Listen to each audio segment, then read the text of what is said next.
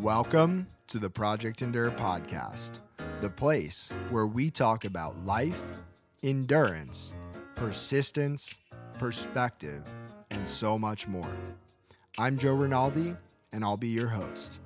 Let's jump in. Before we get started, let me share a quote with you. The great Les Brown once said, "You can't see the picture when you're in the frame."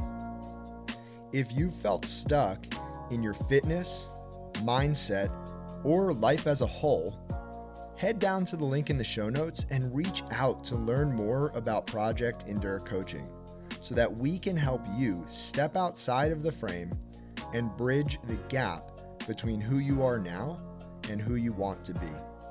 We can't wait to hear from you. Now, let's get to the episode.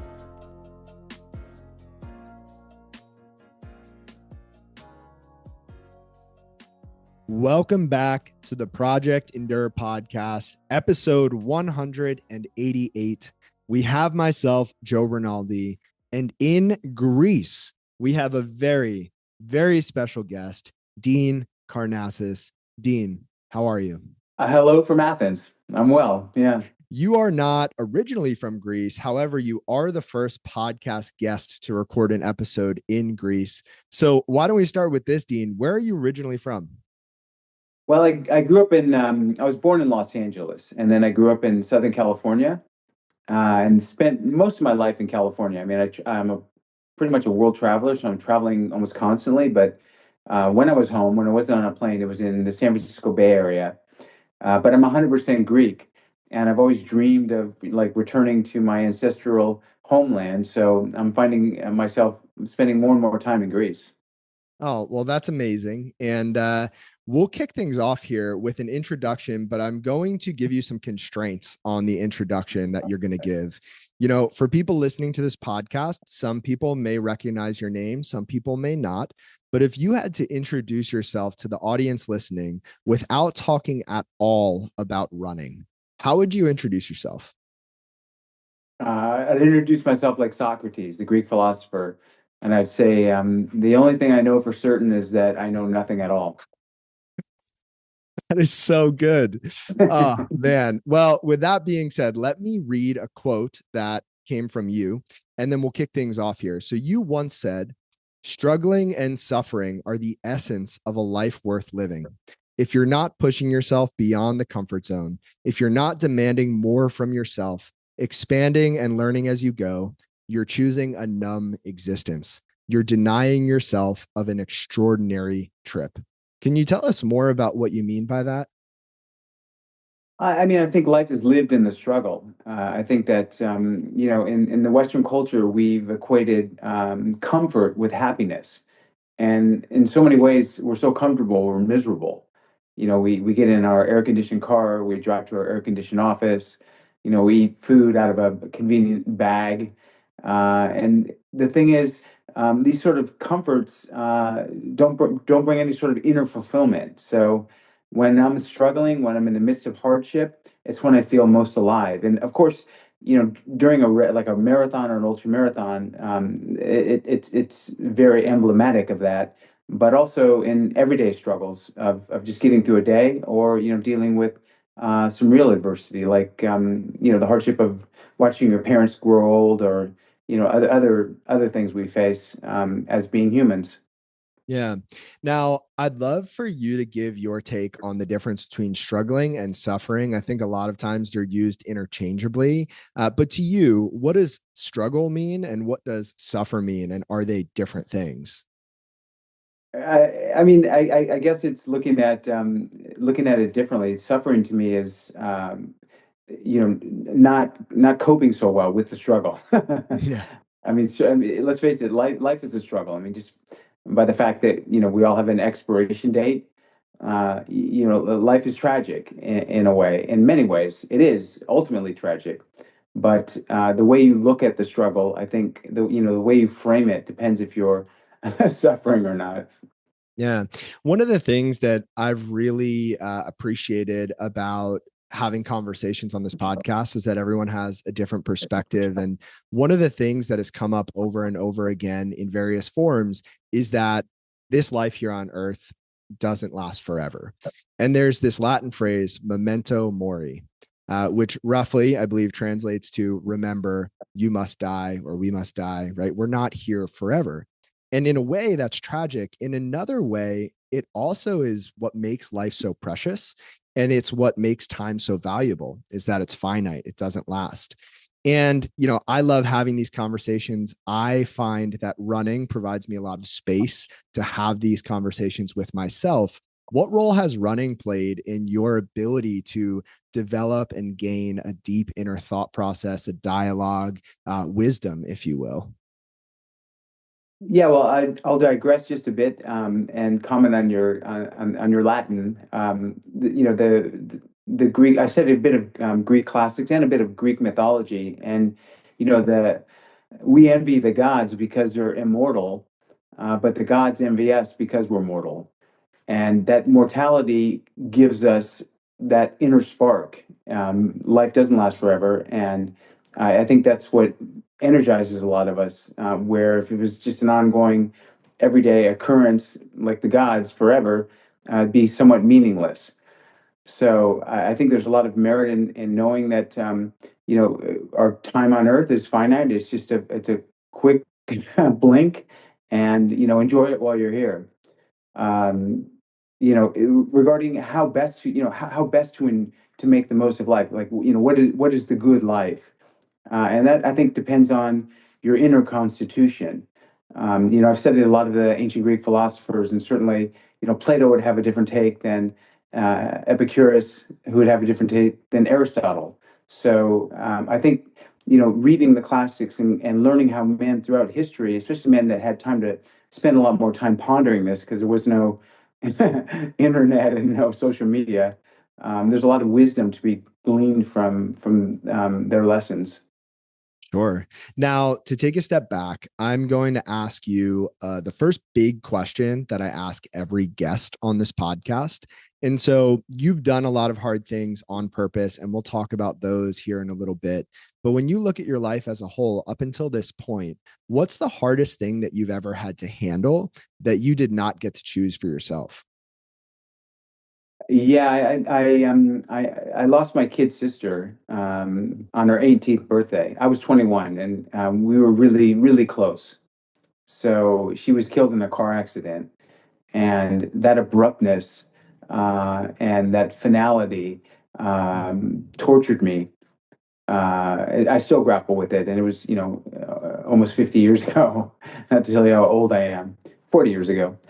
It tore apart my family. It created a huge void in our lives, an emptiness, and something missing. Where every day you get out of bed, it's the first thing you think of. And it's hard to describe this unless you've gone through it. At every moment, at every instant of every conversation, of every coming and going throughout the day, there's always in the back of your mind this feeling of tragedy, of loss.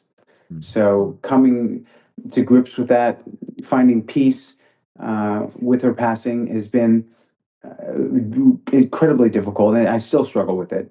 And that's why I run, like you said. Running is a great salve for these sort of wounds. Yeah. I appreciate you sharing that. And I would love to know one, what's your sister's name? Maybe we start there. Yeah, her name was Perry, or in Greek it's Paniotas. Hmm. Does that have Yeah. a meaning? Paniotis was, it's kind of it's a beautiful name in Greek, but I don't know of any historical significance to the name. But Sure. she was, if I can talk a bit about her, she was so whimsical. I don't. She was so like spiritual in a way, not flaky, but she just had a great view on life. I remember we used to go and watch the sunset. This is down in Southern California, and there was a place we used to walk to, like a bluff above the beach, to watch the sunset together. And we both loved it. It was just like, screw everything. We're going to walk to the beach and watch the sunset. Put everything aside. Let's be real for a bit. And every time we saw the sunset, she would say to me, "Oh, that was the best one ever." And I remember saying to her one time, Perry, you said that every time. And she said to me, oh, it was. That was the best one ever. And that has stuck with me that, every new sunset is the best one ever. Mm. Now, I have a few questions, so I'll organize them here. I guess the first thing would be if you could rewind 40 years and help younger Dean process that loss, maybe with a bit more grace or efficiency or ease, if that's even possible, what would you go back and say to him or help him with? Well, I would say that, she is no longer suffering. I mean, we talked about this. She's no longer struggling, and she is free. Um, she doesn't know that she's missed because she's part of the greater universe. There's a famous Greek writer, Nikos Kazantzakis, and on his grave, his tombstone, he had engraved, "I hope for nothing, I fear nothing, I am free." Mm. So she's free, and just to realize that there's no more suffering in her life. The people that are hurt are the people that are left behind. So what I did, and over the process of a lot of running, unfortunately, a lot of alcohol, and a lot of therapy, and a lot of seeking and searching, is I've just come full circle, and I've said, if she could see you, if she was peering down from heaven, she wouldn't want you moping around missing her. She would want you living life to its fullest in celebration of her existence and honoring her. So that's where I've come to now, in her tragic loss, is that every day I just do my best and I think of her and I say, Perry would be proud of me. Hmm. What a beautiful sentiment to go throughout every day with. You mentioned alcohol, you mentioned therapy, you mentioned running. What was the path toward alcohol? What did that part of your life look like before we then transitioned toward the running? Yeah, well, I would say, pretty much a functional alcoholic. If not a functional alcoholic, just pretty much partying just to numb the pain. And this was in my, she was 21 when I died, when I was 21 when she died. And, this lasted until the night of my 30th birthday, when I was in a bar with my buddies, doing what most people do on their 30th birthdays. I was getting drunk. And I remember telling them at midnight, I'm leaving. And they said, "Oh, where are you going? Let's have another round of tequila to celebrate." And I said, "No, I'm gonna run 30 miles to celebrate it instead." And they looked at me and they said, "But you're not a runner, you're drunk." And I said, "I am, but I'm still gonna do it." And I'll never forget, I walked out of the bar. I didn't even own running gear at the time, but I had on these silk underwear, like silk boxer shorts. And I peeled off my pants and I threw them down the alleyway. And I just started stumbling into the night, heading south, knowing there was a town called Half Moon Bay that was 30 miles away. And I said, just run to Half Moon Bay. And throughout the course of that, I mean, I say run, but I mean more like, jog, hobble, stumble. But throughout the course of that, it was about a 9.5 hour run. I found myself, and I found my calling. I mean, I found my purpose in life. I love to run, and that's just who I am. I'm a simple guy, and so what? I thought you just got to do what you love because it's who you are, and you got to be true to that. So I cleaned myself up after that night. I quit my job and I became an ultra marathoner, and that was like 3 decades ago.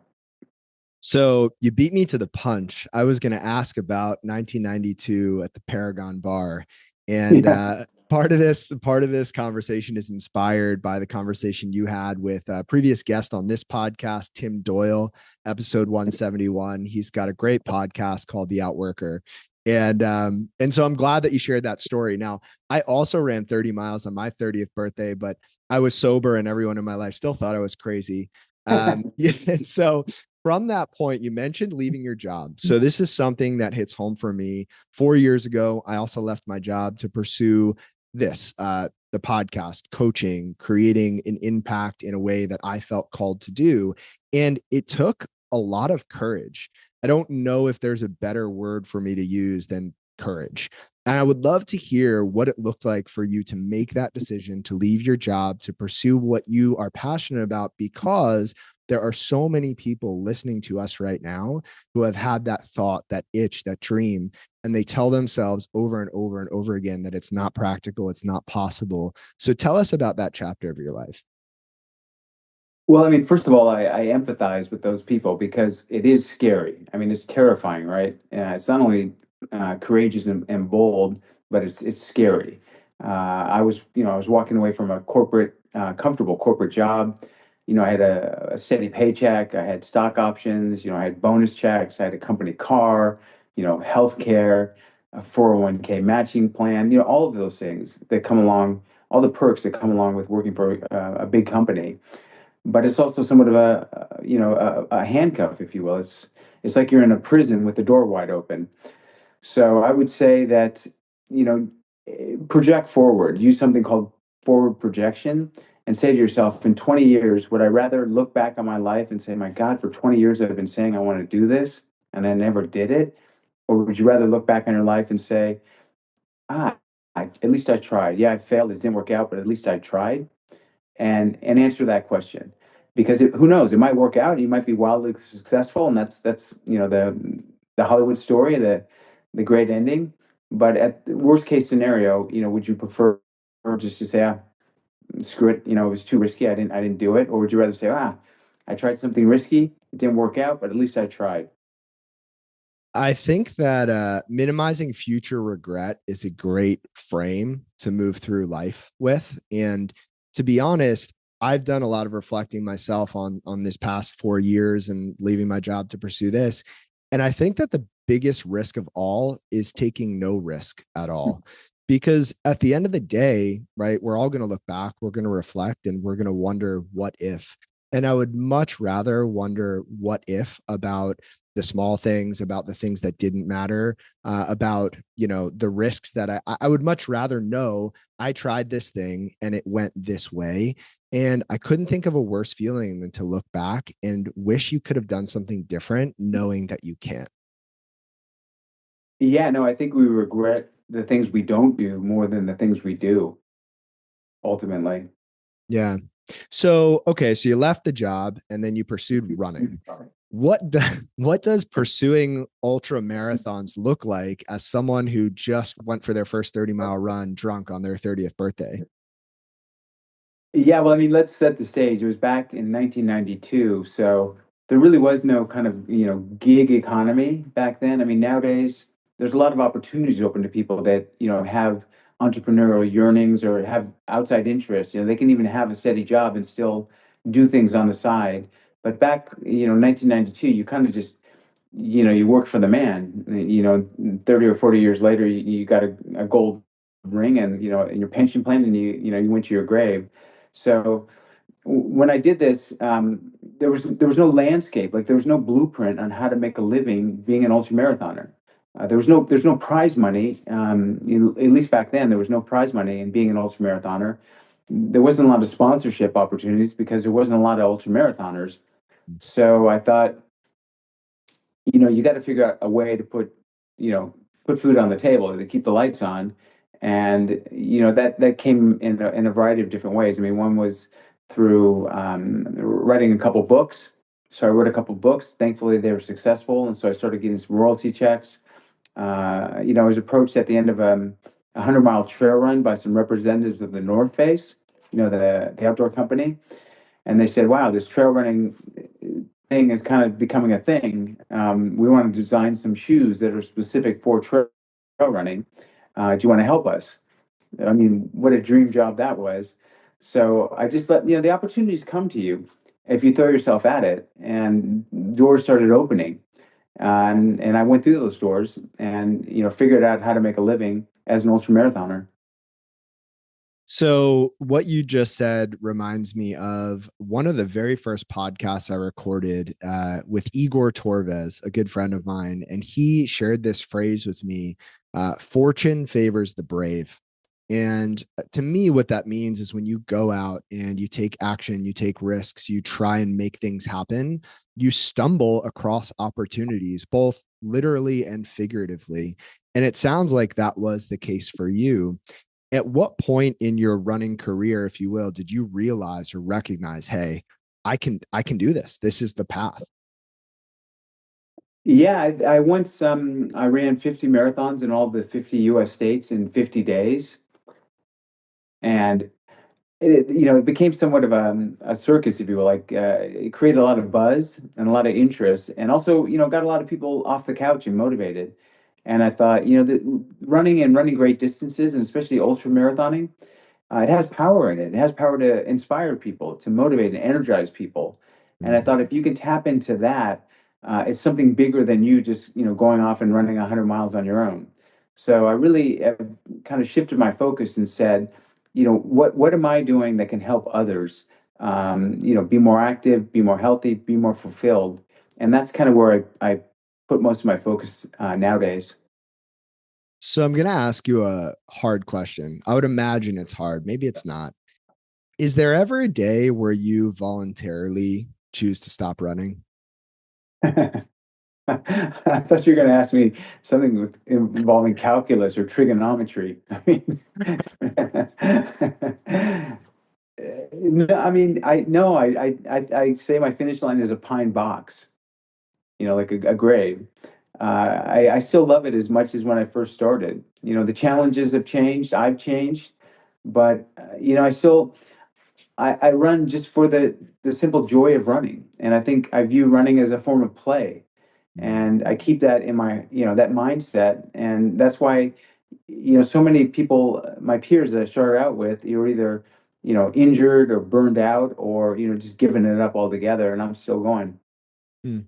You strike me as a very curious person. What role does that curiosity play in your longevity in the sport? I think curiosity is my greatest superpower, and I think it that's the same for everyone. I think having a curious mind is so beneficial in everything you do. So be it business, be it running. But I haven't just run races. Like I mentioned, running 50 marathons, 50 states in 50 days. Those most of them were organized races, but a lot of them weren't. I've run across the ancient Silk Road. Yeah, I've run hundreds of organized races. Hundreds of actual marathons. But I've also done these kind of self contrived adventures on my own, and I really love that. Mm. So, do you have any idea, even a rough estimate of how many miles you've run in your life thus far? I think it's over 100,000. I haven't, just doing some back of the napkin calculations. I think it's well over 100,000, but I don't know. And I don't even know how many races I've run. I think I've run well over 300 regular road marathons and probably 500 ultra marathons, but I haven't kept a count. I do have all my medals and trophies. So one day, maybe someone will count them for me.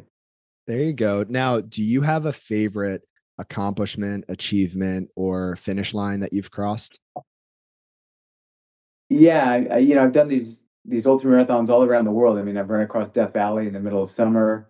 I've run a marathon to the South Pole, but my most memorable race ever was running a 10K, and that's because I ran 10K with my daughter Alexandria on her 10th birthday. So, for a father, that was a pretty special moment. That is very sweet. What I was going to say next is that you're a very decorated runner. If someone were to Google your name or look at your Wikipedia page, if you will, there are a lot of accomplishments, and you've done a lot of great things in the sport. And to circle this back to the hardest thing that you've ever had to handle, is there a part of you that feels the threshold of pain that you're able or willing to experience has been set with the loss of your sister in a way where nothing physical that you could pursue on your own could ever surpass that, and therefore you have almost this unlimited capacity to pursue pain on purpose because you've experienced such great pain before?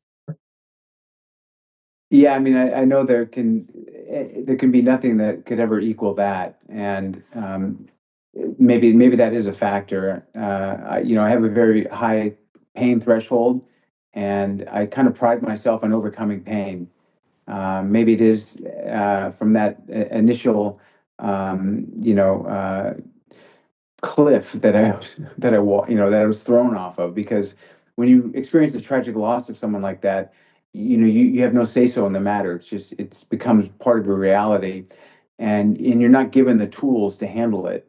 So, I hope more people that listening to this, if they've ever experienced something, can, at least take some comfort in the words I've said. But it's really difficult to deal with the loss of a family member. And I will also say that, the worst thing that can happen to anyone is a parent losing a child. Yes, it was hard for me, but what it did to my parents was harder, and they're not runners. So I've been able to cope a lot more efficiently, a lot better. Yeah. So, with that being said, I'm going to ask you a question that I alluded to earlier. But when you look at all of the hard things that you've done, and your answer can be anything you want, it could be physical, it could be otherwise. What's the hardest singular thing that you've done on purpose, that you've pursued on purpose? And why did you do that thing? Yeah, I ran 250 kilometers across the Atacama Desert in South America, which is the driest place on Earth. And it was 6 days of running, and it was self-supported. So I had to carry everything I needed in a pack. And at night it was freezing, and I was sleeping, on the ground in a tent, but on the ground on the rocks. And then during the day it was over 100 degrees, and there was some severe suffering going on during that endeavor. I can't even tell you the hardships that were encountered. Every time I thought it couldn't get worse, I remember we had to run across these salt flats, and the salt was like a coral. It was like crusty, and sometimes your feet would break through the salt, and this like really, you know, sharp core like corally salt would like lacerate your shins, and then you'd Ooh. stick your foot down into this warm vat of salt water. It was like rubbing salt in the wound, and that was like on day three. So that was a tough one. So I'll read a quote and then ask a question. So this quote is from Matt Fitzgerald, and he said, "Every athlete who has pushed beyond his or her known limits of endurance in the quest for improvement understands these sentiments. There is no experience quite like that of driving yourself to the point of wanting to give up and then not giving up. In that moment of raw reality, when something inside of you asks, 'How bad do you want it?' an inner curtain is drawn open, revealing a part of you that is not seen except in moments of crisis. And when your answer is to keep pushing, you come away from the trial with a kind of self knowledge and self respect that can't be bought." What are some of the lessons that you've learned about yourself through moments like that, through experiences like that? Well, Matt's a good writer. I hadn't read that passage, but Matt and I are old friends, so bravo to him for his writing. But yeah, I think, running holds a mirror up to you like no other sport. I mean, you see exactly what you're made of, especially in the times when you want to quit or stop. So no other sport holds a mirror up to you like that. And the rewards you get from running are priceless. You're looking at some of the medals behind me. Someone could say, "I'll give you $1 million for that medal." Okay, I'll take it, but it doesn't really have the same meaning for them because they didn't run, the 100 miles to get that medal. Mm. So he's right when you say you can't buy these moments. It transcends, everyday transactions. It's something grander than that. Do you find that it's hard to continuously dig deeper and deeper and learn more and more about yourself, to almost be surprised by what you find at this point in your life, having run hundreds of thousands of miles and being in so many of those dark, hard places? Do you feel like it's tougher and tougher to scratch deeper and deeper? Yeah, no, I mean, I look at it again through the eyes of a curious child. I mean, and this year I probably run a dozen really tough races, maybe more. I mean, even last weekend I ran a really tough race, and I don't know what it is, but I'm constantly digging and digging and expanding my possibility, my realm of dealing with so many elements at once. I mean, one is just, let's face it, sheer boredom. I mean, when you're Mm. out there running for 26 hours, they're not every moment is glorious. And when you're running in a rainstorm where you can't see 10 feet in front of you, for hours and hours and hours, it's just tough shit. So every race I do, I think is a new opportunity to learn more about myself and to continually prove to myself that, yeah, you still got it. Mm. So through all of your running and all of your racing, I'm curious your perspective on this next question because a lot of people in general, I would say, have trouble starting things. I would say the people listening to this podcast are the kind of people who have trouble stopping things. So the refusal to quit, not DNFing, even if right there's a pain, discomfort, etc. In your experience, when does it make sense to stop? Does it ever make sense to say, you know what, today is not the day. I'm going to throw in the towel for now. For me, I mean, it's very quantifiable with running because if I think that I'm going to do some long-term injury, that's the time I will quit. And in those, I don't know how many races. I mean, maybe 1,000 races. I've only DNF'd a handful of times, and that's because I thought if I keep going, you're gonna pay the price for a year or 2 years, or you might even end your running career. So if you feel like you're going to injure yourself, then that's the time to quit. But other than that, a DNF, I'll tell you this, it stays with you for a long time. You don't, when you reflect back, you don't necessarily look at your great races. You look at the ones where you gave up. So just remember that when you're uh, sitting there in that chair at an aid station at mile 80 when you got 20 more miles to go, just get up and just walk. Do whatever it takes. I believe it was you who said, run when you can, walk if you have to, crawl if you must, just never give up. It's a great Yeah, quote. yeah.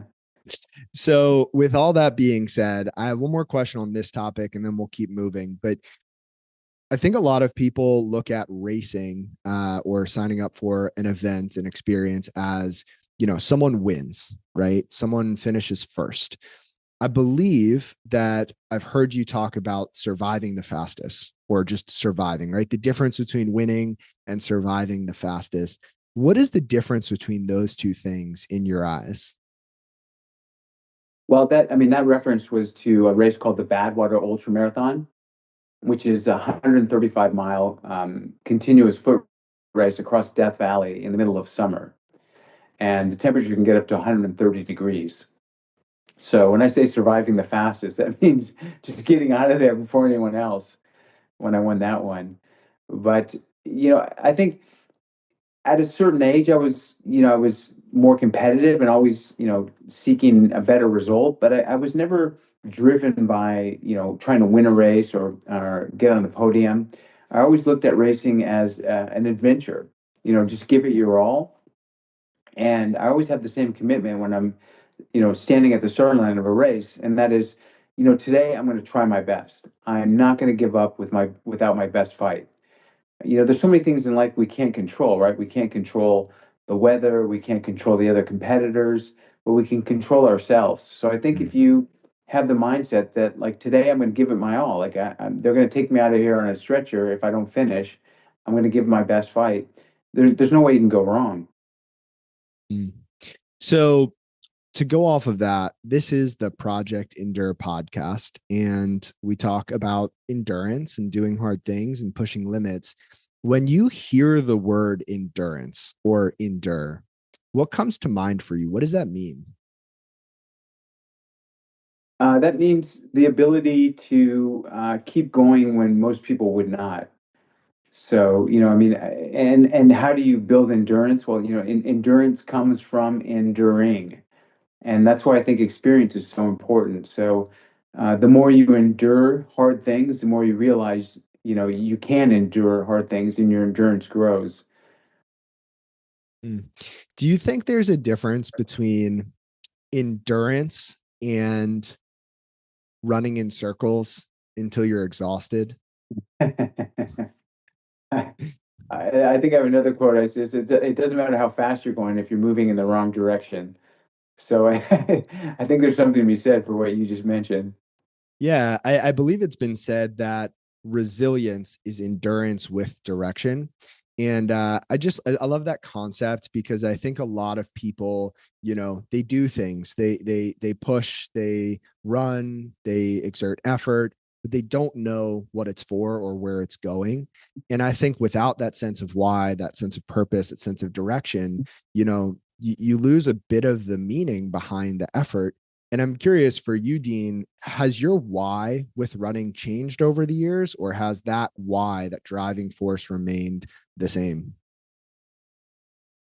No, I think it shifted a bit. I mean, now it's somewhat as I don't want to say gotten older, as I've matured in my running career. I'm trying to use my platform to get others to run, to inspire other people to take up running specifically, because I think that the more people that run, the better off this planet's going to be. Mm. Let's face it, runners are very environmentally conscientious because we're breathing the air. Runners have a better mindset. I think they're more upbeat, they're more positive.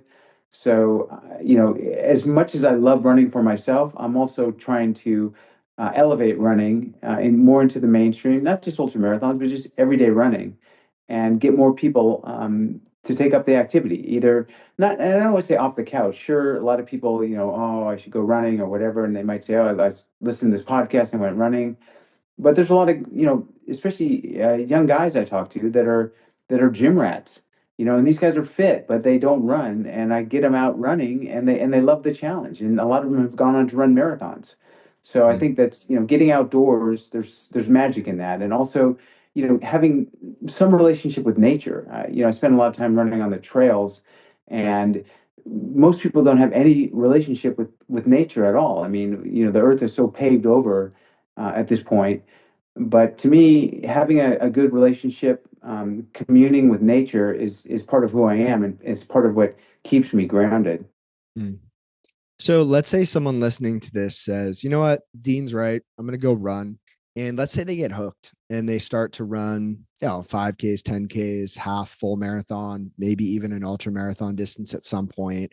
And they struggle with that conversation in their head, right? Sometimes it gets the best of them. Sometimes they're bored and they don't know what to do. They don't know what to say to themselves to continue pushing forward. Could you give us some insight into the conversations inside your head when you're out there for 10, hundreds, etc. of miles? What goes on between your ears? Yeah, I mean, people sometimes ask me like, "What do you think about when it gets really tough?" And I tell them, I don't. Thinking is the problem. Stop thinking, just do. Don't think, just do. So I put on the blinders to the future. I don't think about how much further I've got to go.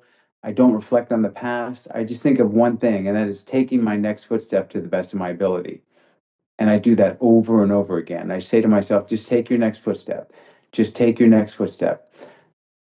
It's almost like a Zen-like trance you go into where time just kind of disappears. And all you're thinking about is just taking your next footstep. And then like a certain joy and simplicity uh, comes out of that. It's just such a simple act. Just take your next footstep. Take your next footstep. Don't have anxiety about how much further you got to go. Don't think about anything but your next footstep. Be in the present moment, the here and now. There's almost something philosophical about running when you think about it. The metaphor for life is just, it's there, it's right in front of you. And I was having a conversation with a client earlier today, actually. And this person, I think this is relatable, so I'll share it. This person is feeling a bit stuck, lost in their professional career, not sure what to do, not sure what to pursue, how to pivot, etc. And it's paralyzed them to a certain extent. They've kind of just frozen, feeling stuck. And one of the things that I like to think about in life, not just with running, is almost as if you're in this darkness, but you have a lantern, and the lantern is right by your side, and it only lights up enough room for you to take your next step. That's all you can see. And so really all you can do is do the next right thing, is take the next step. and you can't worry about what's up ahead in a week or a month or a year because you can't see that far ahead. All you could see is your next foot placement. And in that way, running feels like the perfect metaphor for life. Are there other life lessons that you feel like you've been able to pull from running that come to you in this moment that you'd like to share? Yeah, I mean, there's a saying, embrace the suck. So, embrace those difficult times. When things get tough and life is horrible, say, wow, this is great. I don't know if I've ever been this miserable before. Like, nothing can top this. This is the most horrible I've ever felt. Right on. This is Like, the best sunset ever. yeah, exactly. This is exactly. So, celebrate the misery. Really, I mean that because there are a lot of miserable points in life, and the way you frame it matters more than probably the event itself. Mm. So I'll go here just for a second and then I'll lead you toward our last question. But, you know, I, on a personal level, look back at some of the harder parts of my life. Just for reference, for people listening who are newer, and also for you, Dean, when I was 10 years old, I lost almost all of the sight in one of my eyes. I was diagnosed with a genetic condition that causes progressive loss of sight. And I look back to some of those scarier moments. And I almost have this nostalgia about them in a weird, sick, twisted way on the surface, but hopefully I could explain because I know that it ends up okay. At 31 years old now, I could rewind 21 years of my life and understand that I was scared and terrified and frustrated in that moment. But I know how it turns out now. And I know that I'm okay. And I know that I've grown from it. And I know that the initial shock passes. And I know that I'm better for it. And in those ways, it's almost comforting to know that I had that moment and that it ended up being okay. And I know it's easier to say it about something that has happened in the past, but I think there's something beautiful about the misery, about the struggle, about the suffering, because we only get to experience this life once. And so each moment, whether it's the highest of highs or the lowest of lows, is a unique experience that we get to have. And in a weird way, I think we should be grateful for those moments. Yeah, I agree, and I think that we suffer in silence. I think that too many people look to friends and family for comforting, and that works, but it's almost like a band-aid. Like the wound is still there. So it's in those private moments, where you're shaving or you're in bed by yourself, or you're driving somewhere by yourself, that the pain really comes out. So I think that to try to deflect the pain is the worst strategy. I think you should just face the pain head on and embrace it. Mm. So, with that being said, that leads very well into the last question. And I ask this to every guest, but there are people listening to this podcast all over the world who are going through all sorts of things. Some people just lost a loved one. Some people just DNF'd a race. Some people feel stuck in their jobs and everywhere in between. But people are hurting. People are feeling lost, stuck. They're struggling. What would you say right now to someone listening who's just in a hard season of life? And embrace your physical wellness.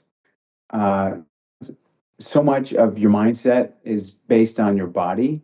So don't neglect your physical health and be active.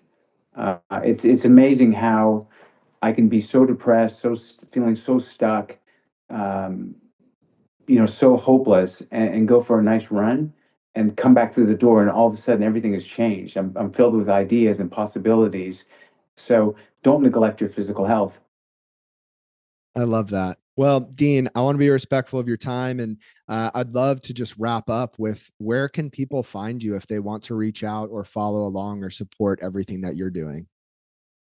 Uh, Someone told me if you Google Dean, I'm the first Dean that comes up. So you can just Google my name, Dean. They put a K there if you want for start my last name.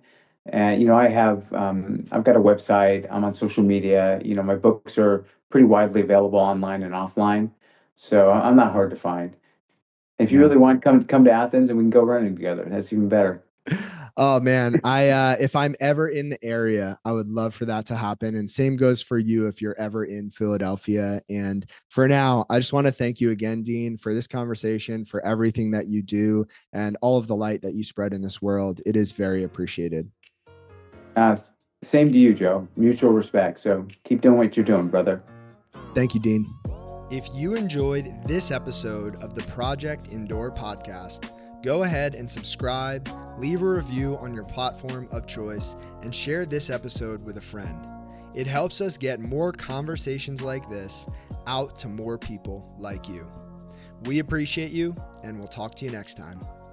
And one more thing. If you're looking for a community of people all striving to be better together, check out the Project Indoor Hard Things Club. The link is in the description below. We'd love to have you.